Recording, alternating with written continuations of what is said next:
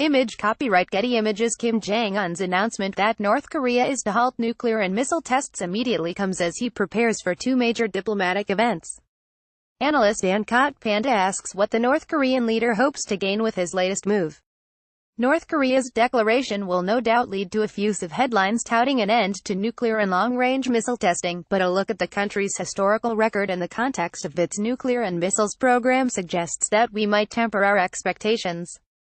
First, regarding nuclear testing, the statement released on Saturday makes clear that the reason Kim Jong-un is submitting voluntarily to a testing freeze into the closing of the Punggye-ri nuclear testing site, the scene of all 6 of North Korea's nuclear tests since 2006, is because he feels that his country has mastered the design of nuclear weapons.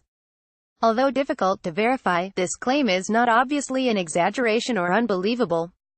Consider that India and Pakistan, by 1998, had each conducted 6 nuclear tests and are now counted among the pantheon of nuclear weapons possessors, without conducting further tests. North Korea, with an additional 8 years of access to knowledge available in open-source material concerning nuclear weapons design, can feel similarly comfortable with its 6 nuclear tests. City-busting yields in a more granular level. North Korea's 5th and 6th nuclear tests, in September 2016 and 2017 respectively, marked important benchmarks. The September 2016 test, according to North Korean state media, involved a standardized and compact nuclear device, one that could be mounted on any of its various short, medium, intermediate, and intercontinental range missiles, ICBMs. Image copyright KCNA via Reuters. Image caption Kim Jong-un has taken a close personal interest in the North Korean missile program. The expected yield, or explosive power, for those weapons might be of the order of 2 to 3 times the weapon that the United States used against Nagasaki in the final days of the World War II, but that's quite powerful enough for North Korea's purposes. More seriously, North Korea's most recent nuclear test demonstrated that it had the capability to generate seriously powerful nuclear yields. While independent experts and various national intelligence agencies haven't reached a consensus on whether North Korea had truly mastered a thermonuclear bomb design, as it claimed to have done, the seismic data recorded on the 3rd of September 2017 gave the world enough information to conclude that North Korea had a nuclear device capable of city-busting, explosive yields. The bottom line is that just as Kim Jong-un's recent trip to Beijing was a show of strength, a signal that he felt comfortable enough in his consolidated domestic power to leave North Korea, so too is the declaration of a nuclear test ban a sign that he feels renewed confidence. Limited costs to halting missile tests. Regarding his missiles, Kim has said that he will no longer test ICBMs. On the one hand, that's surprising. North Korea has conducted just 3 tests in total of missiles that could deliver nuclear weapons to the contiguous United States. None of these tests have involved a missile flying on a trajectory similar to what might be necessary for a nuclear strike, leaving further flight testing something of a necessity for North Korea to become sufficiently confident in its ability to strike the U.S. homeland. But North Korea may have other plans. For instance, while it has mastered most of what is necessary on a technical level to threaten the United States, its missile forces continue to be limited by a small number of launchers. Currently, North Korea has probably only 6 launch vehicles for its ICBMs. Even though Kim Jong-un, during his 2018 New Year's address, declared his nuclear forces complete, there is good reason to believe that he would want to increase his ICBM launchers and even work on components of North Korea's nuclear command and control systems. Image caption North Korea may now want to concentrate on developing launch vehicles, not missiles themselves tactically, then, submitting to a self-imposed ICBM flight testing ban would have limited costs. Easy to break ban. Ultimately, these test bans are restricted in their extent.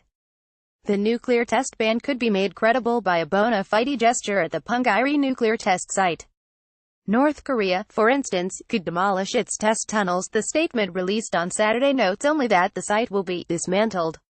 But as long as North Korea hangs on to its missiles, it can break its self-imposed ban with little warning.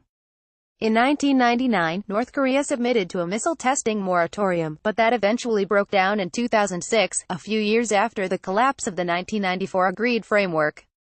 Beyond the bans, Mr. Kim used the latest Central Committee meeting to tout the success of his fundamental national strategic project, which is summarized in what he has called the Pyongyang line.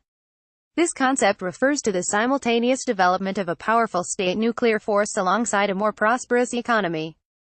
On Saturday, Kim Jong-un clearly indicated that with the cessation of nuclear testing, he will concentrate all the efforts on building a powerful socialist economy and markedly improving the standard of people's living. That should be taken seriously. North Korea will seek relief from international sanctions at the forthcoming summits to realize this objective. The summit is the prizeth concessions from North Korea have come before the two anticipated summits with the United States and South Korea.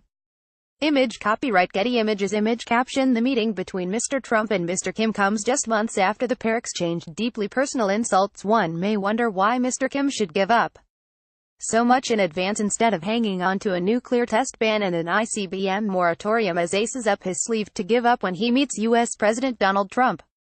The answer is simple: a summit with a U.S. president is enough of a prize in itself. For Mr. Kim, it's something that neither his grandfather nor his father could attain.